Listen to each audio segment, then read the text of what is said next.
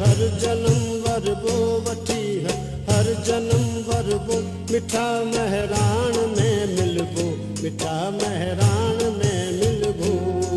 जदीद सिंधी क़ौम परस्तीअ जो बुनियाद रखंदड़ आलमी दर्जो रखंदड़ अज़ीम सियासतकार अदीब ॾाहे ऐं सूफ़ी साईं जेम्स सैयद जी अॼु 117 सालगिरह मल्हाई पई वञे। साईं जेम्स सैयद जो पूरो नालो सैयद ग़ुलाम मुर्तज़ा शाह हो। हुन सन में सैयद मोहम्मद शाह जे घर में 17 जनवरी 1904 ईस्वी में जनम वरितो। संदसि ख़ानदान काज़मी सैयदनि जे क़बीले मां सिंध जे मशहूर मटियारी सैयदनि जे मियां पोटे पाड़े जे सनाई शाख सां तालुक़ रखंदड़ आहे। जेम्स सैयद सैयद हैदर शाह सनाई जो 14 नंबर सजाद नशीन हो। नंढी उमिरि में ई जेम्स सैयद पंहिंजे वालिद शफ़क़त खां महरूम थी वियो। संदसि वॾो भाउ सैयद अहमद शाह बि लाॾाणो करे वञण खां पोइ हू घर जो अकेलो मर्द बचियो, जंहिं करे नंढेरा ई संदसि शादी कराई वई। जेम्स सैयद खे 1 जुलाई 1910 ईस्वी ते प्राइमरी स्कूल सन में पढ़ण लाइ विहारियो वियो, जिते 12 पढ़ण खां पोइ हुन मुख़्तलिफ़ मदरसनि में उस्तादनि वटि सिंधी ऐं अरबी जी तालीम पिराई। साईं जेम्स सैयद नंढपण खां वठी ज़हीन हुजण करे हिन समाज जो वेझड़ाई खां जाइज़ो वरितो ऐं मुदे ख़ारिज रस्मुनि ख़िलाफ़ नंढड़ी उमिरि में ई जाखोड़णु शुरू कयो। जेम्स सैयद 15 सालनि जी उमिरि में 1919 ईस्वी खां पंहिंजे समाजी सियासी ज़िंदगी जी शुरूआत कई ऐं सन शहर में हिकु समाजी अंजुमन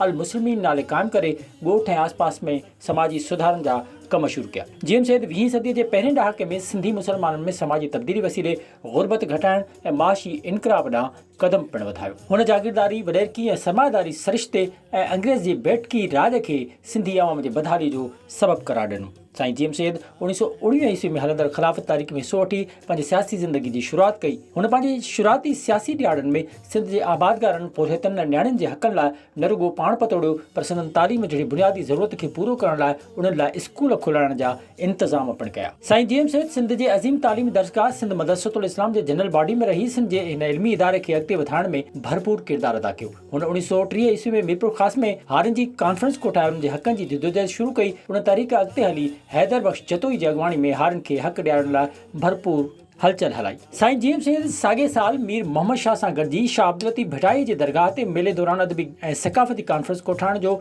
दस्तूर विधो, जेको अॼु ताईं क़ाइमु आहे। साईं जेम्स सैयद सिंध धरती जो उहो आशिक़ हो जे इल्मी, अदबी, समाजी, सियासी ऐं ॿियनि हवालनि सां हिन मिट्टी ऐं हुनजे माण्हुनि लाइ हमेशह पाण पतोड़ियो। इहो ई सबबु आहे जो संदसि ज़िंदगीअ जो ॻच अरसो सिंध जी तक़दीर बदिलाइण लाइ कयल सियासी जिदोजहद में गुज़रियो। उन मक़सद लाइ हुन कॾहिं कांग्रेस जी जॉइन कई त कॾहिं मुस्लिम लीग जो मेंबर थियो। 1940 ईस्वी में हुन सिंध असेंबली मां मुसलमाननि लाइ अलॻि पाकिस्तान लाइ ठहराउ पास करायो, जंहिं जे नतीजे में ही मुल्क पाकिस्तान वजूद में आयो। पर हिन मुल्क जे ठहण खां तुरत ई पोइ खेसि महसूसु थियो त के धुरियूं हिन मुल्क खे पंहिंजा मक़सद हासिल करणु न थियूं ॾियनि। मुल्क जे वजूद में अचण खां पोइ साईं जेम्स सैयद उहो अॻवान हो जेको पहिरियों सियासी क़ैदी बणियो। 1971 ईस्वी में साईं जेम्स सैयद वफ़ाक़ी सियासत खां बिल्कुलु मायूस थी वियो ऐं 1973 ईस्वी में हुन GSN तारीख़ जो बुनियादु विधो।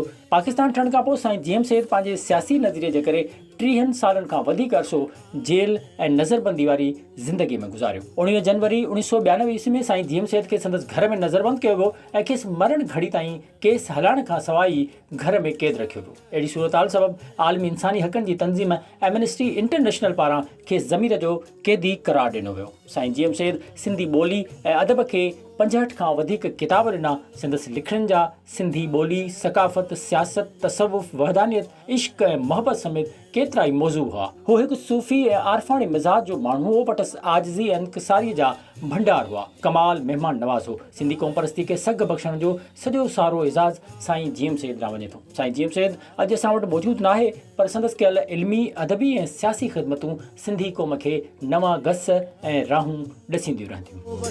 हर हर जन्म वरबो मिठा महरान में मिलबो मिठा महरान में मिलबो। विज़िट कयो अवामी आवाज़ मीडिया ग्रुप जी वेबसाइट awamiawaz.pk